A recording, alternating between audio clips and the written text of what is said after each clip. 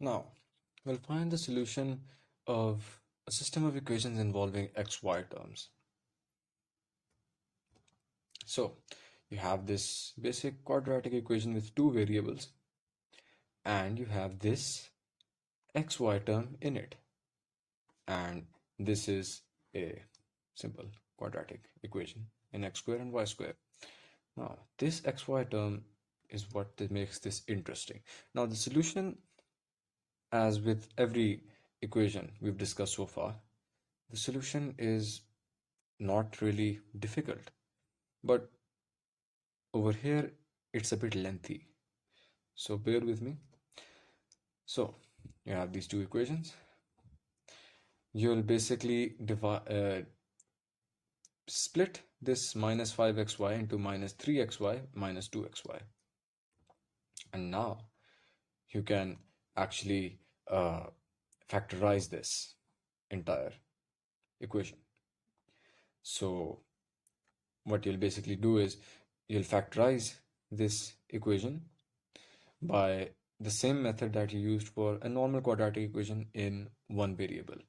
So see over here, this is 6. You'll basically use this as your C, and this is minus 5. So basically you'll have to find two values that when multiplied will give you 6, and when added up they'll give you minus 5. So over here, obviously, look at this, minus 3 multiplied by minus 2, that gives you 6, and minus 3 plus minus 2, that gives you minus 5. So that's what we've done over here. And upon factorization, this is one factor, x minus 3y, and the second factor is x minus 2y. So this is now factorized.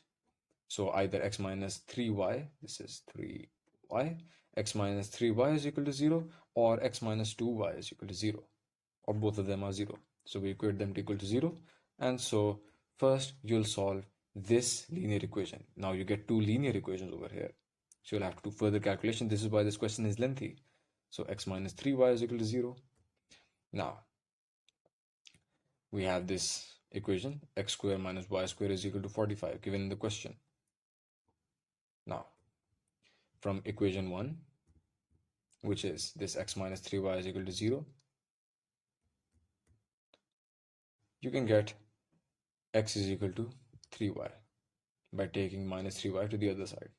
Now put this value in equation 2, and so you replace the value, you replace x with 3y, and so you get this equation, and by further calculations you'll get two values for y, positive 3 over under root 2 and negative 3 over under root 2. So you have two values for y. So you'll first put the positive value in equation number 3. So when you put the values in equation number 3, you get this.